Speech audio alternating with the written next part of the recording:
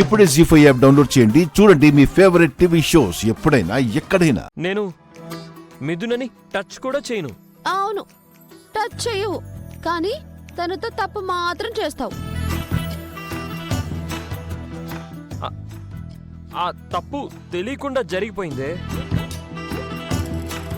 ఈ వ్రతం కూడా పెద్దవాళ్ళు బలవంతం చేస్తే ఒప్పుకున్నాను. పెద్దవాళ్ళు బలవంతం చేస్తే మీరిద్దరు ట్రిప్కి వెళ్లారు. పెద్దవాళ్ళు బలవంతం చేస్తే తన మెళ్ళో తాళి కట్టావు. పెద్దవాళ్ళు బలవంతం చేస్తే రేపు వ్రతం అంటున్నావు. ఎల్లుండి శోభనమా?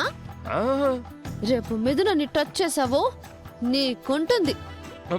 ప్రామిస్ సీత, అస్సలు టచ్ చేయను. ఆ వ్రతం కూడా ఏదో తూతూ మంత్రంగా చేస్తాను. ఎలాగో మామ అని అనిపిస్తాను, అంతే. నువ్వైతే అక్కడికి రావు కదా? నువ్వు చెప్పావు కదా, రాను. Thank you Sita, love you Sita. ఏ మామా, ఇక్కడ కాదు, public place. Sorry, bye Sita.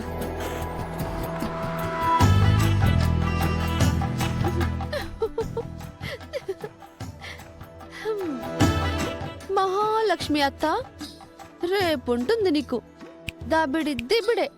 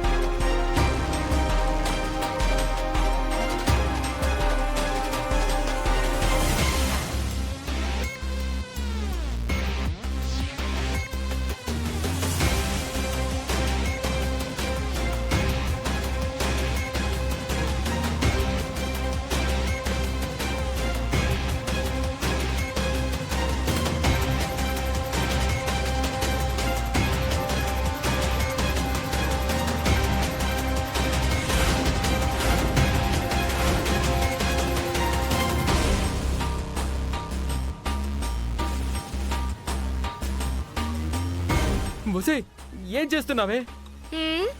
Fan కి చీర కట్టి ఉయ్యాలుగుదాం అనుకుంటున్నాను. ఎందుకు చావాలనుకుంటున్నావు? నా చావు నన్ను చావనివ్వు గౌతమ్. నేను చచ్చాక ఆ లెటర్ పోలీసులకి ఇవ్వు.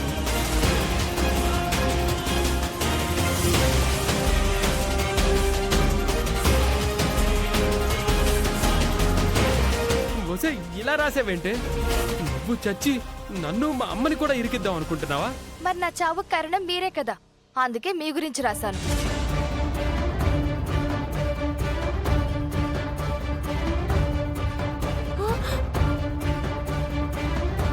ఏయ్ రేఖా, ఏంటి, ఏం చేస్తున్నావు?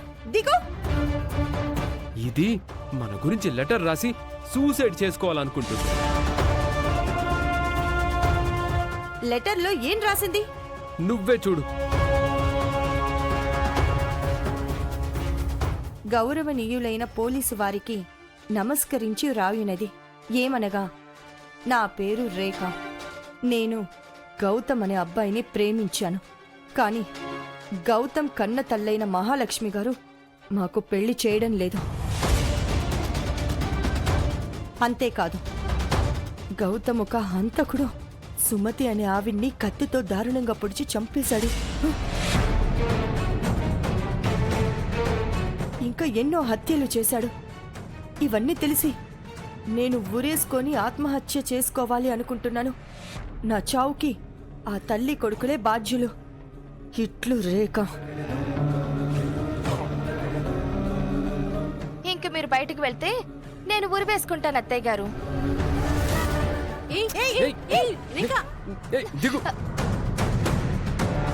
ఏంటి పిచ్చి పట్టిందా నీకు? నువ్వు చచ్చి మమ్మల్ని జైల్లో పడేద్దాం అనుకుంటున్నావా? ఏం చేయాలి మరి? మీరేమో మాకు పెళ్లి చెయ్యకపోగా ఆ రామిదులకి పెళ్లి చేశారు. పైగా రేపు వ్రతం పేరుతో మీ నగలన్నీ ఆ మిదురికిచ్చేస్తున్నారు. అన్నీ తనకే ఇచ్చేస్తే నా మెడలో ఏముంటుంది? బోసి మెడ తప్ప. అందుకే ఈ మెడకి ఈ ఉరితాడే దిక్కనుకున్నాను.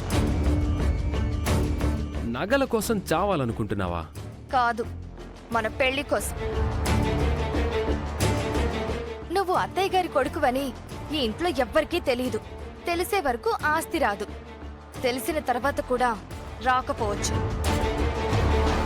వసే పిచ్చిదానా, ఆ నగలన్నీ కలిపినా 1-2 కోట్లు కూడా ఉండవే. వాటిని ఎరగా వేసి మిథున దగ్గరున్న 1000 కోట్ల ఆస్తిని మనం లాగేసుకుందాం. మన ఆస్తులు దాని ఆస్తులు కలిపితే ఈ సిటీలో మనకంటే పెద్ద కోటీశ్వరులు ఎవ్వరూ ఉండరు. అది తెలుసుకోకుండా తొందరపడిపోయి వీడు నా కన్న కొడుకని, సుమతిని హత్య చేశాడని నువ్వు లెటర్ రాసి ఉరి వేసుకొని చచ్చిపోవాలి అనుకున్నావు.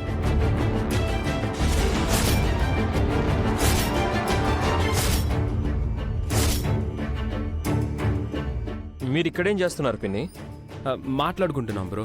ఏ విషయం గురించి మాట్లాడుకుంటున్నారు? ఆ, రేపు సత్యనారాయణ వ్రతం గురించి బావగారు. అవును రామ్, ఆ ఏర్పాట్ల గురించే మేము మాట్లాడుకుంటున్నాం. వ్రతం అని పెద్ద హడావిడేం చేయొద్దు పిన్ని. సింపుల్గా జరిపించండి. నేను సీతతో మాట్లాడాను. రేపు ఇక్కడికి రాకుండా ఒప్పించాను. ఆ విషయం చెప్దామనే వచ్చాను. మీరు రిలాక్స్డ్గా ఉండండి. ఓకే.